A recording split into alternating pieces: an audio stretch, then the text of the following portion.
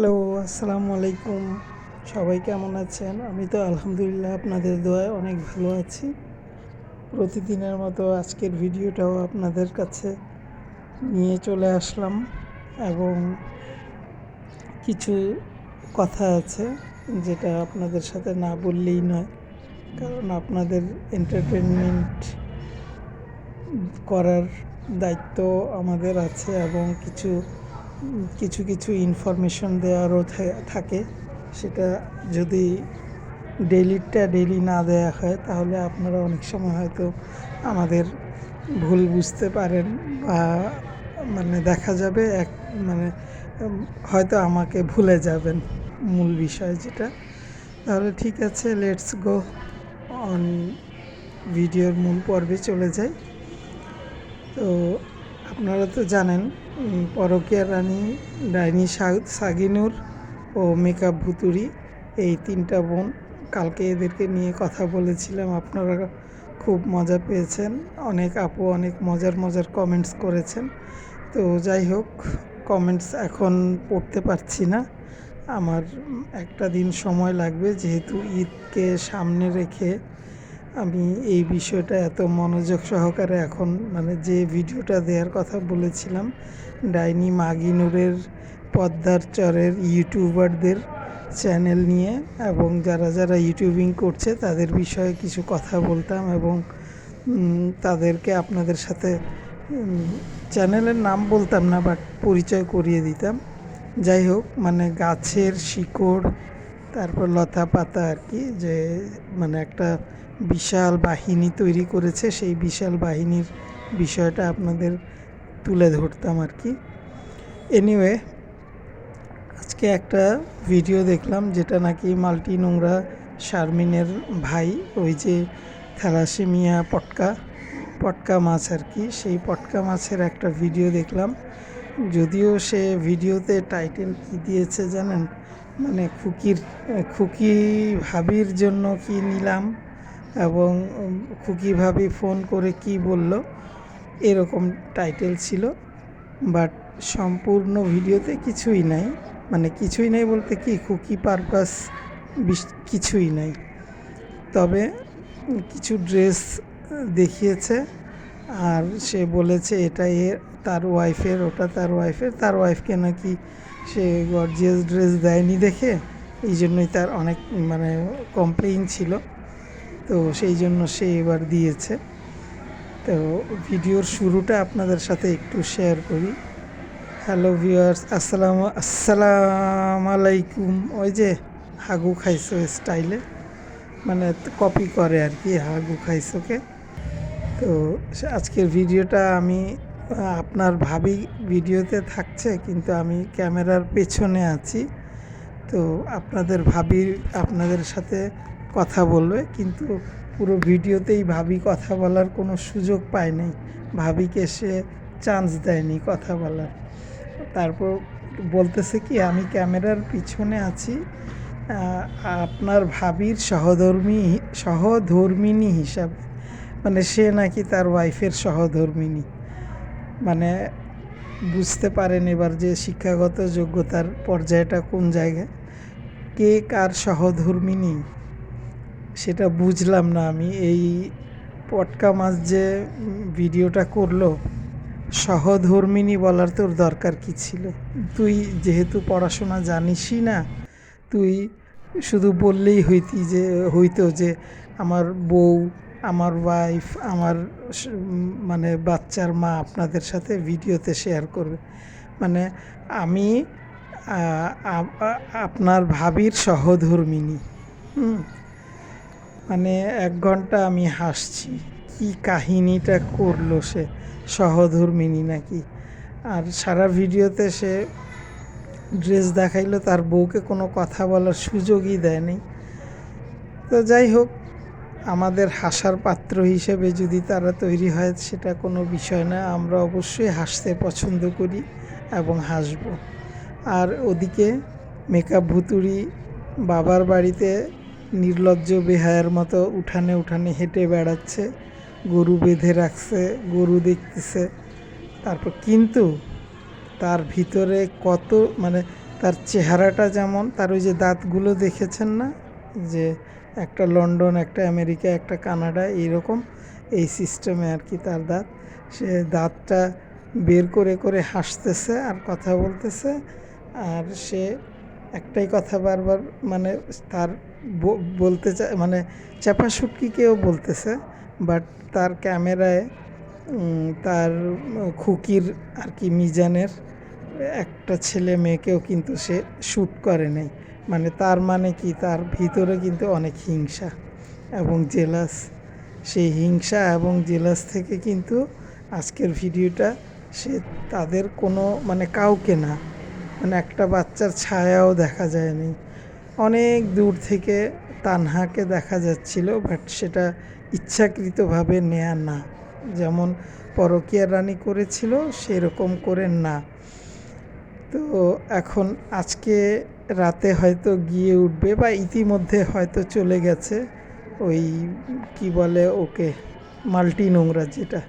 এই মেয়েটার আসলে আমি একটা নিজের একটা পার্সোনালি আমি একটা নাম দিতে চাই, তো দিব, কয়েকটা দিন যাক, ঈদটা যাক আর কি।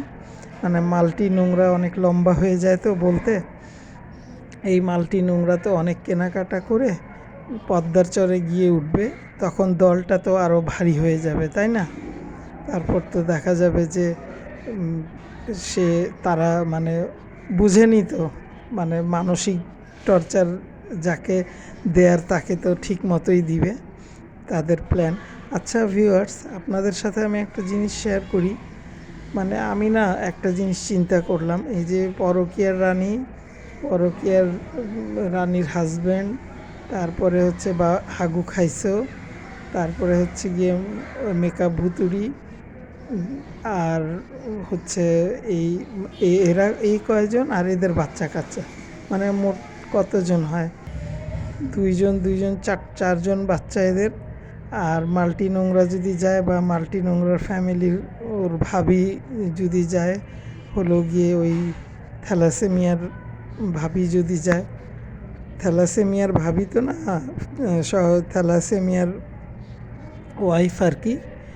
তো যদি যায় তাহলে আমি একটা জিনিস শুধু মনে মনে চিন্তা করলাম, খুকির রুমে তো এরা ঘুমানোর কোনো জায়গা খুঁজে পাবে না, মানে নাই তো জায়গা, থাকার জায়গা কোথায়, খাট তো নাই, শোয়ার জায়গা নাই, কোথায় ঘুমাবে, তাই না?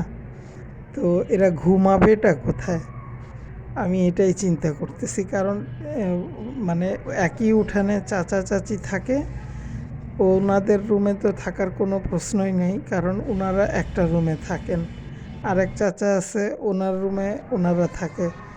আর এই চাপা শুটকি অটোপাস যে, সেই এই চাপা শুটকির রুমে একটা ছোট্টখাট্ট খাট বিছানো আছে, হয়তো ওই মেকআপ ভুতুড়ি তার বাচ্চা নিয়ে, তার জামাই নিয়ে হয়তো ওখানে থাকবে। আর মাল্টি নোংরা হয়তো খুকির ডাইনিং স্পেসে বিছানা করে এরা ঘুমাবে আর কি। আর কালকে ভিডিওতে যে গরু বাধা নিয়ে যে কয়েকজনই বলেছেন, রোস্টার কয়েকজন বলেছেন, তো আমিও বলেছিলাম।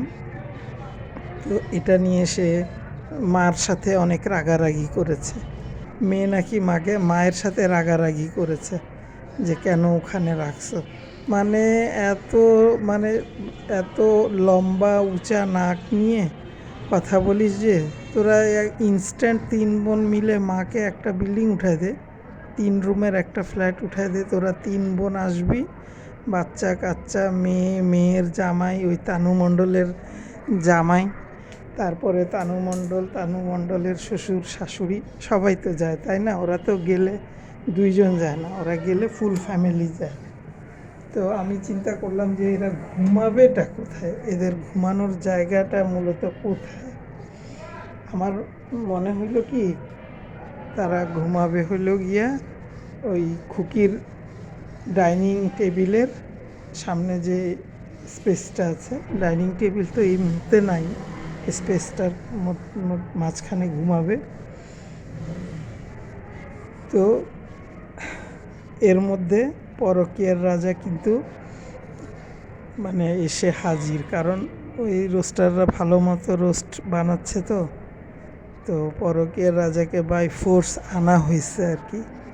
তো ভিডিওতে একটু দেখাইলো আর কি যে দেখেন আমার জামাই আসছে, আমার জামাই হ্যান করতেছে ত্যান করতেছে, মানে মানে বলে নাই বাট দেখাইছে।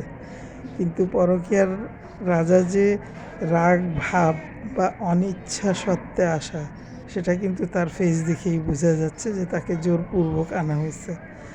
এবং মাল্টি নোংরা আজকে আসবে, যোগদান করবে এখানে। তারপরে দেখেন হয়তো খুকিকে সেদিন জুতা মারতে পারেনি, এবার হয়তো সবাই মিলে ভালো মতো জুতা মারতে পারবে বা বাঁশ নিয়ে মারতে যাইতে পারে। আমাদের চোখ কান খোলা রেখে তারপরে থাকতে হবে, কারণ যদি এইরকম কোনো ঘটনা ঘটেই যায় তা আমাদের উদ্ধার করতে হবে না। ভিউয়ার্স, আপনারা যদি কেউ তাদের অ্যাড্রেসটা মানে মানে একদম মানে অ্যাকুরেটভাবে জানা থাকে, অবশ্যই আমাকে কমেন্টসে জানাবেন, ঠিক আছে? কারণ একজন একজন মহিলার নির্যাতিত হচ্ছে, সেখানে তো আমাদের উপস্থিত থাকা উচিত, তাই না? তো আমরা উপস্থিত থাকবো এবং খুকিকে ওখান থেকে উদ্ধার করে তারপরে ইনাদেরকে নিয়ে আমরা ইয়াতে ঢুকাবো জেলে, অর্থাৎ 7 লাকড়ির ভিতরে আর কি, 7 শিকের ভিতরে, লাকড়ি তো না, 7 শিকের ভিতরে। তো মরিয়মের বিষয়ে আপনাদের একটু ইনফরমেশন দিতে চাই। মরিয়মকে হঠাৎ দেখা যায় তার নানির বাড়ির মানে ভিডিওর ক্যামেরায়, আবার হঠাৎ দেখা যায় ওই মেকআপ ভুতুড়ির বাসার ক্যামেরায়।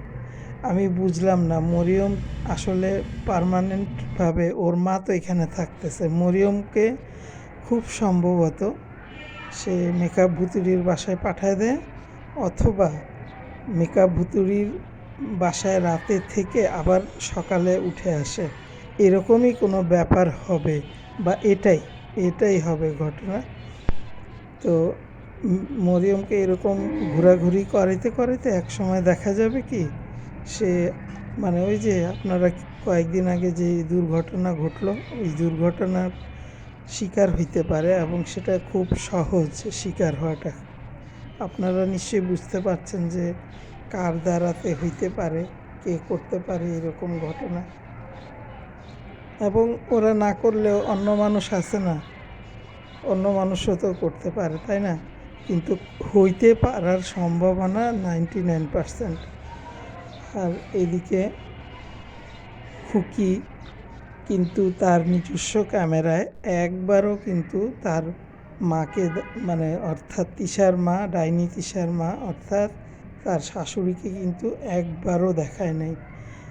মানে ওই যে বলছিল না, মায়ের থোবড়া দেখাস, তোর মা এত সুন্দরী, এত রূপসী, এত গুণবতী যে মানে ওনাকে দেখাইলে খুকির 1 লাখ টাকা না 1 কোটি টাকা ইনকাম হবে, বুঝেছেন? তো মেকআপ ভুতুড়ির এই আগমন উপলক্ষে আমরা সেলিব্রেট করব, ঠিক আছে? কারণ নির্লজ্জ বেহায়া হিসেবে সে তো আবার আসছে।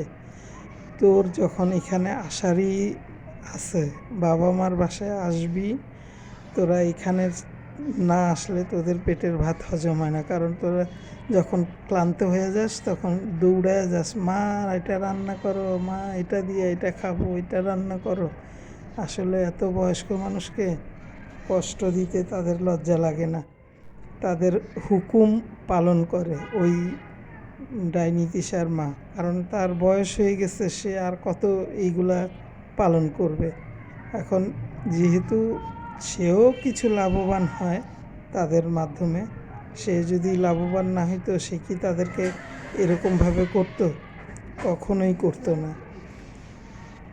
তো আপনাদের বলি, এবার কিন্তু ডাইনি তিশা এই কোরবানির গরুর বিষয়ে বারবার কয়েক জায়গায় মানে বলছে যে এখনও আমরা ঠিক নাই, কোরবানি দিতে পারি কি না, গরু কেনা হয় নাই। মানে এটা পাবলিককে একটা মানে ইয়া করে আর কি, যে পাবলিক যেন আমার বিষয়টা নিয়ে একটু চিন্তায় থাকে বা মানে চিন্তিত থাকে বা আমাকে নিয়ে একটু রোস্ট করে। তো ঠেকা পড়ছে, তুমি কোরবানি দাও না দাও আমাদের কিছু আসে যায় না। ঠিক আছে ভিউয়ার্স, আল্লাহ হাফেজ।